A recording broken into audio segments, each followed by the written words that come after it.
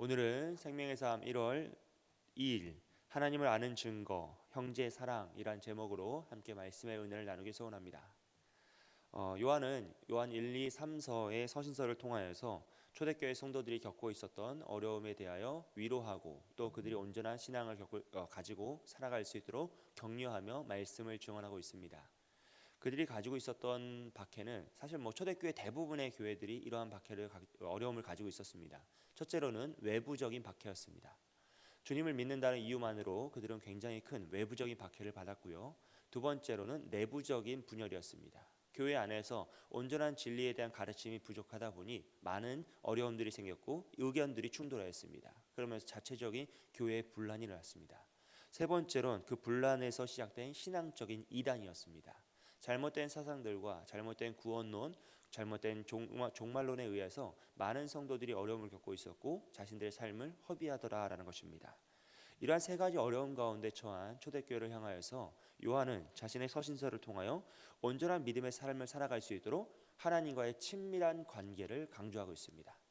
요한 1서, 2서, 3서의 특징은 사랑의 서신서라고도 불리고 또 그들이 말씀을 실천하는 것을 강조하는 것도 맞습니다.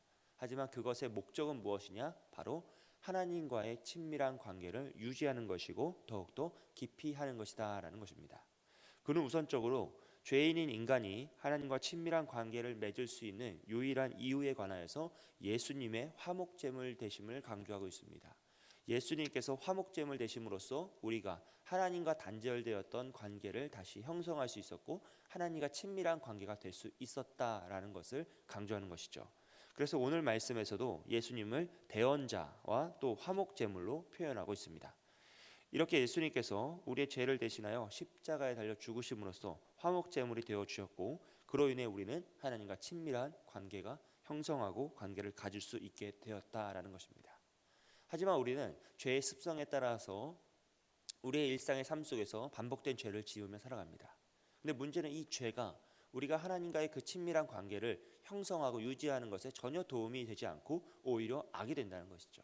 죄로 인해 우리의 마음은 죄책감에 사로잡히게 되고 그런 사람들의 특징은 하나님 앞에 나아가는 것을 꺼리게 된다는 것입니다.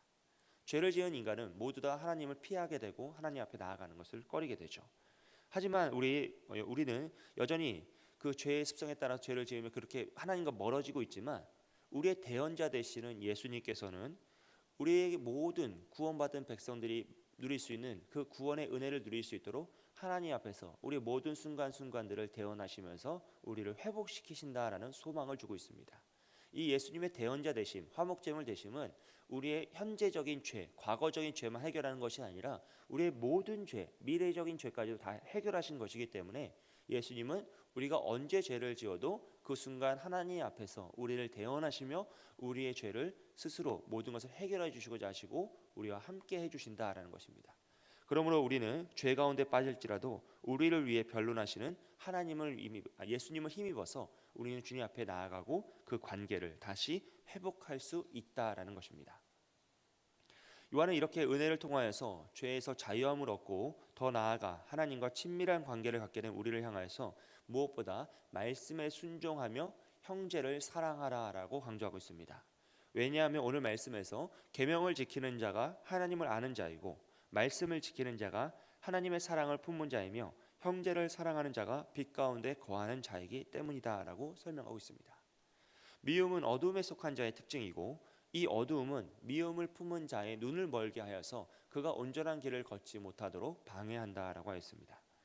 요한은 오늘 말씀을 통하여 예수님의 십자가 희생을 통하여서 얻게 된 하나님과의 그 귀한 친밀한 관계를 미움이라는 하찮은 것으로 포기하지 말라라고 강조하고 있는 것입니다.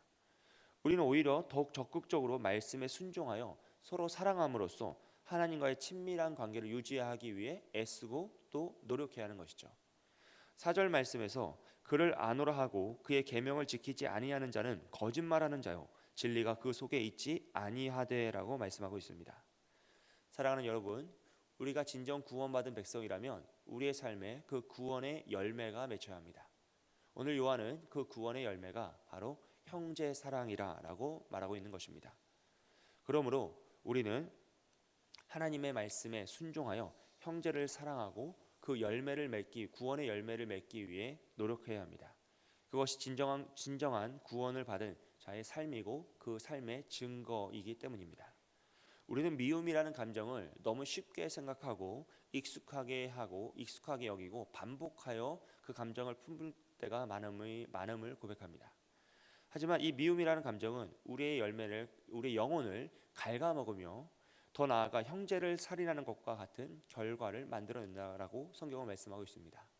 요한일서 3장 15절 말씀은 그 형제를 미워하는 자마다 살인하는 자마다 영생이 그 속에 거하지 아니하는 것을 너희가 아는 바라라고 말씀하고 있습니다. 그러므로 우리는 단순히 미움이라는 것이 우리의 마음속에 한번 일어났다가 사라질 수 있는 감정이다라고 여기는 것이 아니라 그 미움을 멀리하기 위해 애써야 하고 반대로 더욱더 형제를 사랑하기 위해 노력해야 한다라는 것입니다. 성도 여러분, 2021년에 시작하는 우리의 마음속에 사랑과 미움 중 어떠한 감정이 더욱 자리 잡고 있습니까? 우리가 마음에 품고 묵상하고 집중하는 것이 결국 우리의 인생을 지배하게 됩니다. 우리가 사랑을 품고 나아간다면 그 사랑이 우리의 인생을 지배할 것입니다. 하지만 우리가 미움을 품고 2021년을 새해를 맞이하고 그 미움을 가지고 달려간다면 그 미움이 우리의 이 올 한 해를 우리의 인생을 지배하게 된다는 것입니다.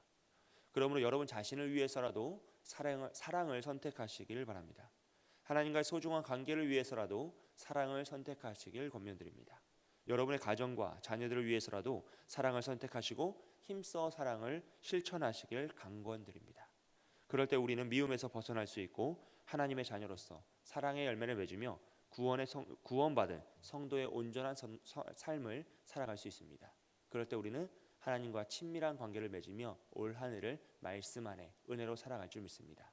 2021년 올 한 해가 오직 하나님과의 친밀한 관계 가운데 더욱더 말씀에 순종하고 서로 사랑함으로써 더욱더 하나님과 돈독한 관계가 맺어지는 한 해가 되시기를 주님의 이름으로 축복드립니다. 함께 기도하겠습니다.